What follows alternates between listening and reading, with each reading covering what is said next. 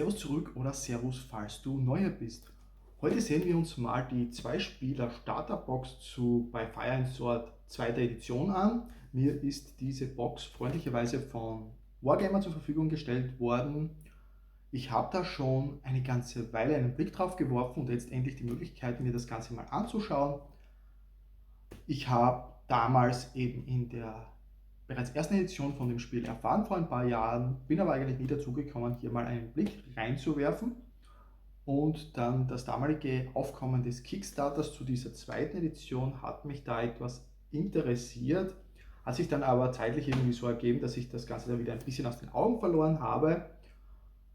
Aber die Art und Weise, wie hier Sachen auch aufgebaut sind, finde ich recht gut. Darauf werde ich dann in weiterer Folge im Video hier auch ein bisschen eingehen, soweit ich das aktuell an Informationen eben auch sagen kann und an Informationen habe. Aber ich hätte gesagt, wir schauen uns die Box jetzt einfach mal gemeinsam an.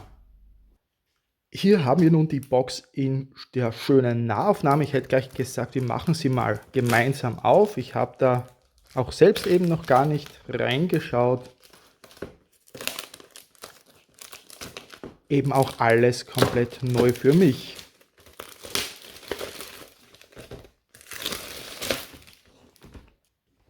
Hier also nochmal die schöne Box, sehr schön gestaltet. Auf der Rückseite, typisch für solche Sets, dann auch eine Übersicht, was wir so alles bekommen. Für alle, die es nicht wissen sollten oder der es noch nicht mitbekommen hat, hier von dem, was man schon gesehen hat aus dem Video. Bei Fire and Sword ist natürlich ein historisches Tabletop, und zwar geht es hier darum, in der Mitte des 17. Jahrhunderts, quasi in Mittel- und vor allem Osteuropa, Tabletop-Schlachten nachstellen zu können. Und ja, das ist so die Hauptthematik eben, was wir hier dann bekommen.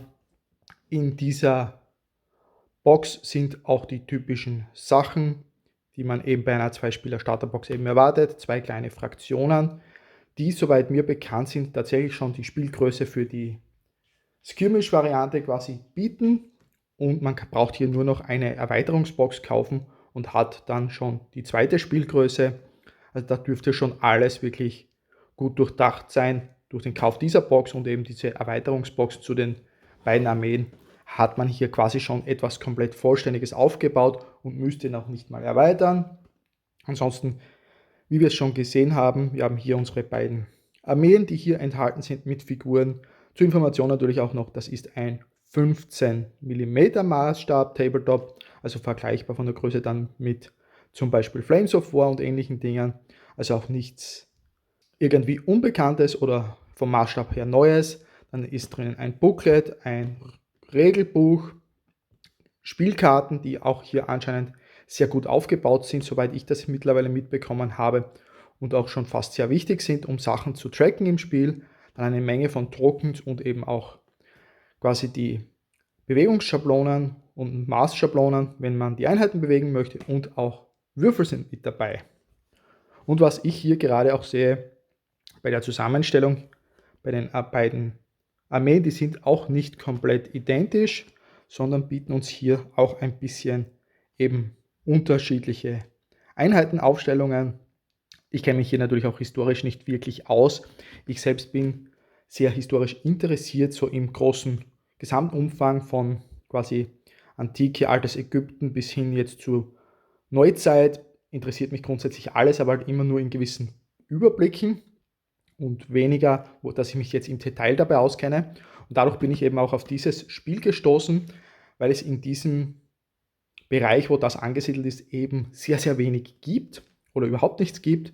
Und deswegen hat das damals vor ein paar Jahren eben meine Aufmerksamkeit gecatcht, bin aber dann eben, wie gesagt, nie dazu gekommen, mir das Ganze mal anzuschauen. Und vielleicht habe ich jetzt ja das Glück, auch hier Mitspieler zu finden. Dann schauen wir mal rein, was wir uns hier dann so alles für uns finden können. Fängt mal wieder schön an mit einem kleinen Welcome und Where to Start Booklet. Sehr schön auch aufgebaut, Vollfarbe. Hier auch abgebildet eben die beiden Armeen, die wir hier in der Box bekommen. Und das finde ich eigentlich immer recht schön, wenn man solche Booklets auch bekommt in diesen Starter-Sets, weil man dann immer ein bisschen eine Übersicht bekommt, wo man anfangen kann mit, ja, hier Assembling Your Army, dann Bases, Painting Your Miniatures und diesen ganzen Dingen. Dann Army Preparations, so ein bisschen eben eine Übersicht anscheinend, was so das Spielsystem betrifft. Und dann geht es hier jetzt auch schon rein in die erste Armee, Polish Lithuanian Commonwealth. Eine Armee, die mich persönlich auch interessiert, ehrlich gesagt. Und ich finde da auch die Zusammenstellung ganz gut hier für die Starterbox, zumindest für mich persönlich, weil man hier eben einmal die Polen bekommt, hier auch mit schöner Abbildung und auch Hintergrund anscheinend Informationen, was den historischen Bereich betrifft, der einzelnen Einheiten. Und das Ganze dann auch noch für die zweite Armee aus der Starterbox hier, dem Ottoman Empire. Und das war dann eben auch das, was mich besonders interessiert hat. Einerseits, weil ich diese Armee damals in der ersten Edition schon sammeln wollte, aufbauen wollte, was sich aber eben nie ergeben hat. Und jetzt ist diese hier dann zusammen eben mit den Polen auch schon in der Zwei-Spieler-Starterbox drinnen. Also eigentlich eine doppelte Win-Situation für mich. Also sehr, sehr schön. Auch hier wieder mit der Übersicht und zu den Einheiten und eben was hier alles enthalten ist für diesen, ich glaube Skirmish-Level wird das genannt, spieltechnisch dann auch hier ein erstes Szenario anscheinend mit dabei, also alles schon hier aus dem Booklet, eine kleine Übersicht mit Ending the Game, alles was man so im ersten Moment mal braucht, vor allem dann, wenn man eben neu ins Tabletop vielleicht einsteigen sollte, ganz interessant. Und ich werde mir das Ganze im Detail sicher noch einmal anschauen, dann was hier alles drinnen zu finden ist. Und dann gibt es hier natürlich auch zum Abschluss noch die Informationen, wie man eben weiter ausbauen kann. Auch hier finde ich das Ganze schon ganz interessant, weil es eben hier verschiedene Möglichkeiten gibt, eben auszubauen, wie ich schon gesagt habe. Es gibt eben dieses 2-Spieler-Starter-Set Upgrade, wo man eben quasi beide Armeen, die hier enthalten sind, aufs größere Spiellevel aufbaut und bereits spielfertig bringt, ohne sich großartig über Armeelisten Gedanken machen zu müssen. So hat es zumindest den Anschein für mich. Dann gibt es eben noch verschiedene Erweiterungen, wie eben hier das Playbook oder die beiden Army-Books, die dann jeweils verschiedene Armeen mit den kompletten Listen enthalten. Das ist aber sicher mal etwas, was man sich in Zukunft dann in separaten Videos auch irgendwann mal ansehen könnte. Dann hätte ich gesagt, was kommt da hier als nächstes? Schauen wir mal weiter. Eben hier mal auch typische die Token, die wir schon gesehen haben auf der Verpackungsrückseite. Auch sehr dickes Cardboard eigentlich, finde ich schon mal sehr interessant. Werde ich jetzt aber nicht im Detail auspacken, weil für uns hier nicht so relevant im ersten Moment, aber vielleicht später, wenn wir uns mal in die Regeln einarbeiten. Eine schnelle Unterbrechung von ein paar Sekunden für ein wichtiges Thema. Und zwar arbeite ich gerade an einer Game-Tracking-App für Android, wenn das Ganze sein sollte, auch geplant später für eben iOS. Und dazu arbeite ich auch noch an einem anderen Projekt für die Community, einer App, die etwas größer wird.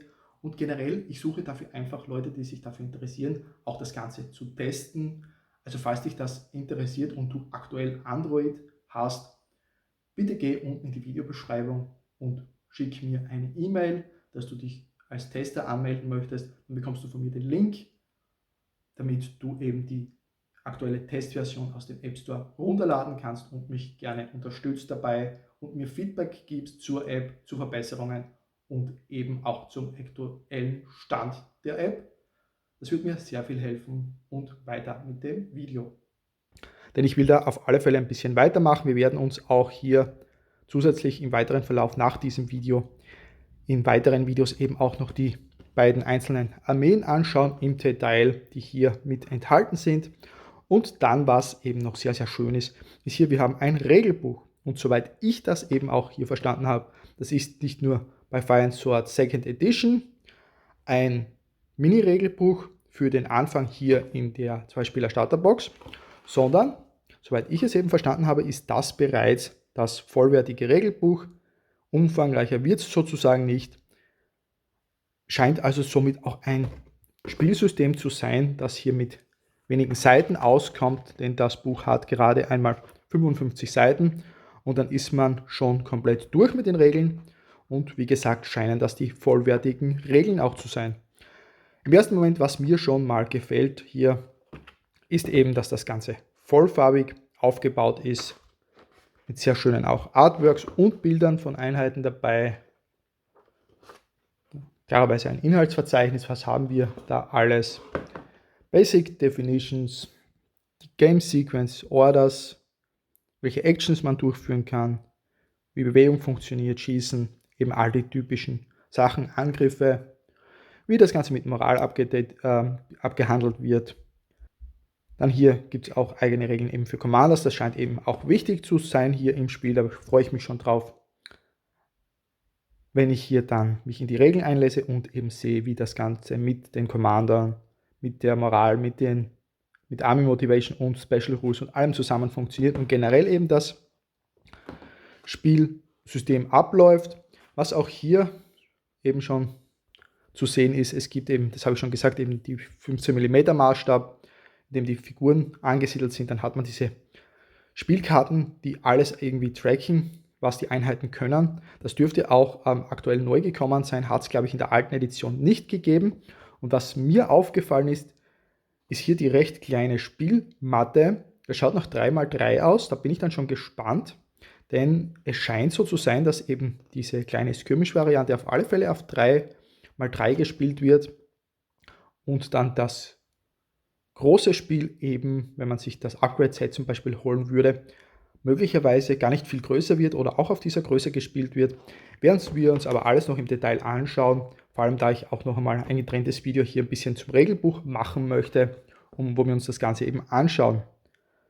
Dann eben, wie schon gesagt, gibt es hier dann das Playbook und die beiden Army-Bücher, wo dann eben eine ganze Galerie noch von Armeen dabei sind. Da kann man Transsilvanien spielen und alles Mögliche. Also ich werde da auch definitiv dann im Video zu den Büchern und generell dann auch beim Regelbuch später nochmal im Video dazu auch nochmal ein paar Worte verlieren, wenn ich mir da selbst ein bisschen einen Überblick verschafft habe. Ansonsten hier noch den weiteren Überblick, was man hier so alles zum Spielen auch in der Box findet, also in der 2-Spieler-Starter-Box, beziehungsweise auch was man braucht, eben wie es hier schon steht, um überhaupt das Spiel zu spielen. Und ich finde es auch interessant, dass hier auch so Maßschablonen dabei sind, die anscheinend auch fürs Manövrieren ganz wichtig zu sein scheinen. Also ganz, ganz spannend. Ich finde das eben immer eigentlich recht interessant bei solchen historischen Spielsystemen, wenn die mit solchen eigenen Messsystemen daherkommen und kombiniert aber damit das ganz normale Zoll- oder Zentimetermaße beim Bewegen verwendet werden und nicht irgendwelche eigenen Angaben. Dann auch hier dürften wir das Bild sehen oder zumindest mal einen Überblick sehen, wie so die kleinere Spielgröße, diese Skirmish-Variante quasi aussieht. Das dürfte ungefähr hinkommen, schätze ich mal, was wir hier eben größentechnisch vielleicht in den zwei Startarmeen hier finden dürften. Dann auch hier alles schön eben aufgebaut. Hier nochmal die Thematik zu den Karten, alles schön erklärt, wie das Ganze funktioniert. Und dadurch, dass hier sehr viele Sachen dazukommen oder sehr viele Symbole eben angezeigt werden, denke ich mir auch, dass das, wenn man da mal drinnen ist, recht einfach das Ganze versteht. Man hat eben den Namen der Einheit, dann das wird wahrscheinlich die Basegröße sein, da steht hier Size, okay, specifies which trait the army element uses, okay, ja, die quasi Basegröße mehr oder weniger. Dann hier 5 als Beispiel, Value of the Unit Group. So, da gibt es alle möglichen Informationen auf diesen Karten. Auch hier dürfte es recht eindeutig sein, ohne dass ich mir das Ganze jetzt angeschaut habe. Man sieht hier, wie weit sich wahrscheinlich die Einheit bewegen kann oder wie oft. Die Panzerung, quasi den Rüstungswurf, dann das dürfte der Angriffswurf oder sowas sein. Oder irgendwie Spezialding und das irgendwie der Moralwert, wenn ich so an die Flagge hier denke. Das dürfte der Schaden sein, also die Einheit dürfte immer andere Werte bekommen, je nachdem wie viel Schaden das sie bekommt und das dürfte hier mit dem zusammenhängen, jetzt rein aus der Überlegung heraus, also dass man sagt, okay, wenn die Einheit 0 bis 4 Punkte Schaden bekommen hat, weil soweit ich auch weiß, werden keine Modelle hier entfernt, sondern eben Schaden markiert, bei 0 bis 4 Punkte Schaden wird noch hier diese Anzahl von Würfel geworfen, also wenn man im Nahkampf unterwegs ist, würfelt man hier 6 Würfel, im Fernkampf hat diese Einheit, ich würde mal vermuten, dass das Fernkampf ist, zum Beispiel dann 5 Würfeln, und wenn sie schon später mehr Schaden bekommen hat und schon im Bereich von 10 bis 15 Schaden ist, dann sind es nur mehr 4 Würfeln und 3 Würfeln, werden also mit der Zeit immer schlechter, und bei eben 16 oder mehr Schaden ist die Einheit wahrscheinlich zerstört und wird vom Spielfeld genommen. Hier scheint es dann noch die verschiedenen Sonderregeln zu geben, die die Einheit dann mitbringt. Und ich bin schon gespannt, auch hier gibt es wieder so ein Color-Coding für diese beiden Bereiche. Bin ich dann gespannt, das dürfte wahrscheinlich bedeuten oder könnte bedeuten, wie gesagt, die Regeln werden wir uns noch im Detail auch anschauen, dürfte das bedeuten, dass diese Sonderregeln nur zum Tragen kommen, solange sich die Einheit in den ersten beiden Feldern befindet, und sobald sie etwas zu viel Schaden bekommen hat, gelten diese Regeln nicht mehr, weil die Einheit dann möglicherweise schon damit zu sehr beschäftigt ist, eben am Leben sozusagen zu bleiben und ums nackte Überleben kämpft. Und bevor ich jetzt noch kurz weiterschaue in dem Buch, was ich noch erwähnen wollte, falls euch eben das Thema bei Fire and Sword interessiert, schaut mal beim Minis in Arms Podcast vorbei, findet man überall, auf alle Fälle recht einfach. Auf Spotify könnt ihr es auf alle Fälle auch finden. Ich werde es auch dort in der Videobeschreibung hier verlinken, denn die haben auch schon Podcast-Folgen eben veröffentlicht zu bei Fire and Sword und auch hier schon was zur zweiten Edition, damals während des Kickstarters, glaube ich, beziehungsweise davor schon, und jetzt auch in der letzten Zeit, beziehungsweise heuer mal, also dort auch gerne mal vorbeischauen. Ich höre da immer recht gerne zu, vor allem weil da eben auch recht viel zu Flames of War und mittlerweile auch Team Yankee kommt. Ansonsten, wie gesagt, hier das Buch, ein typisches Regelbuch, werden wir nochmal genauer reinschauen. Und vor allem sehr, sehr schön eben aufgemacht. Es ist sehr übersichtlich im ersten Moment und vor allem auch sehr schön aufgemacht. Man hat das Ganze sehr schön, dass man das lesen kann. Keine übermäßig geschnörkelte Schrift, außer ein bisschen hier bei den Überschriften. Dann eben immer wieder diese Bilder mit drinnen von den Einheiten, von den zusammengebauten Figuren. Und dann eben auch immer wieder so Beispielgrafiken. Ich hätte jetzt gesagt, weil es mich jetzt auch interessiert, wir schauen hier mal nach, was die Spielgröße betrifft, denn das würde mich jetzt interessieren und vielleicht den einen oder anderen auch von euch. Ich habe jetzt mal kurz hier durchgeblättert. Tatsächlich ist hier zu den Szenarien gar nichts zu finden. Das dürfte also das sein, was wir vorhin im Introduction Booklet gesehen haben, und das dürfte dann quasi wahrscheinlich dieses Playbook sein, wo dann weitere Szenarios enthalten sind. Hier in dem Regelbuch selbst sind wirklich nur die Regeln enthalten. Da ist eben auch nichts zur Spielgröße, was ich jetzt auf die Schnelle habe finden können. Auf alle Fälle habt ihr hier alles an Informationen drinnen, was ihr für das Spiel von bei Fire and Sword Second Edition anscheinend braucht. Hier steht es nun schon, hier bin ich jetzt gerade drauf gestoßen. You can find scenarios for the game in the by Fire and Sword Playbook. Das erklärt jetzt auch, wieso ich hier das Ganze nicht gefunden habe. Und auch wie ich schon gesagt habe, Army Lists can be found in the Free Army Builder. Okay, das habe ich noch nicht erwähnt gehabt. And in the books from the by Fire and Sword Army Series. Und davon gibt es eben aktuell 2 Bücher. Gut, dann brauchen wir uns das eben erstmal mit den Szenarios nicht weiter anschauen. Und ich hätte gesagt, Regelbuch haben wir hier jetzt gesehen, ist anscheinend das vollwertige Regelbuch, vollfarbig, gar nicht mal so dick, also sollte man da auch ein sehr schnelles, fixes Spielsystem vor sich haben. Wenn man da mal reingekommen ist, würde ich jetzt im ersten Moment vermuten. Und damit hätte ich gesagt, lassen wir das Ganze mal hinter uns und werfen wir hier mal einen Blick in die beiden verbleibenden Boxen hier rein mit den Armeen. Ich gebe das mal ein bisschen zur Seite. Hier haben wir eben dann die Polen. Hier sind jetzt auch die Würfel dabei, die schon auf der Rückseite angegeben waren von der 2-Spieler-Starterbox. Die sind hier mit drin zu finden. Und hier die Figuren, auch wie gesagt auf die einzelnen Einheiten bzw. auf die Armeen selbst werde ich hier noch ein bisschen in einzelnen Videos dann konkret eingehen wollen. Was wir hier auf alle Fälle haben, sind Figuren komplett aus Resin. Hier auch interessante Informationen, sowohl das, was hier in der 2-Spieler-Starterbox enthalten ist, als auch in den darauf aufbauenden Erweiterungsboxen, sind jeweils Resin-Figuren. Wenn man dann aber erweitern würde mit den Einzelboxen zu den verschiedenen Einheiten, dann wird es so sein, dass man eben, zwar glaube ich, wenn ich es richtig verstanden habe, die Pferde ebenfalls weiterhin Resin sind, die Infanteriemodelle und auch die Reiterei dann aber aus Metall sein wird. Hier aber in dem Fall ist alles in dieser 2-Spieler-Starterbox aus Resin, wie wir hier schon sehen. Das eben die Polen, die Figuren. Dann haben wir hier noch die Einheitenkarten dabei, die wir vorher schon gesehen haben. Auch noch ein paar Abziehbilder oder etwas eben ähnliches. Und eben dann die Spielkarten, das mache ich jetzt auch nicht unbedingt auf, was jetzt nicht notwendig ist. Das werden wir uns schon noch bei den Regeln anschauen. Dann haben wir hier eben dann anscheinend die Bases für die einzelnen Einheiten und dann noch die Movement Trays, wo die Einheiten dann eben draufgestellt werden. Da gibt es dann eben einmal die runden Trays anscheinend für die Commander und die eckigen Trays hier für die Einheiten mit eben einer Angabe, in dem Fall Small. Und das war mal der Inhalt hier von den Polen. Und dann werfen wir hier nochmal einen Blick jetzt auf die zweite Startarmee hier aus der Box, eben dem Ottoman Empire. Auch hier, wie wir schon sehen, gleicher Aufbau. Wir haben hier Resin-Figuren, sowohl die Reiter als auch die Pferde, alles aus Resin. Auch sehr, sehr schöne Figuren. Ich werde da jetzt auch mal reinschauen, eines dieser kleineren Sets schnell aufmachen, dass wir uns hier auch mal ganz kurz die Figuren mal anschauen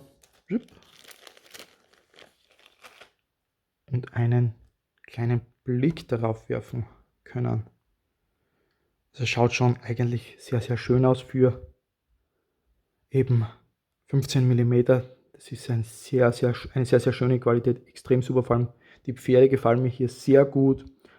Natürlich dementsprechend wahrscheinlich viel Arbeit auf der einen Seite, wirken aber auch recht simpel genug, um sie recht einfach bemalen zu können oder recht schnell bemalen zu können, wenn man das möchte. Und hier dann eben noch die Reiterei dazu. Auch der Reiter eigentlich für die Größe sehr, sehr detailliert. Freue ich mich schon wirklich drauf, die zusammenzubauen und zu bemalen. Auch hier dann wieder eben die Bases dabei, die restlichen Modelle und dann eben logischerweise die Einheiten-Trays, Movement-Trays und auch hier wieder die Karten mit den Abziehbildern für die zweite Armee, eben in dem Fall Ottoman Empire. Alles hier auch wieder beisammen. Schaut auch so aus, wie wenn alles drinnen ist, also alles vollständig.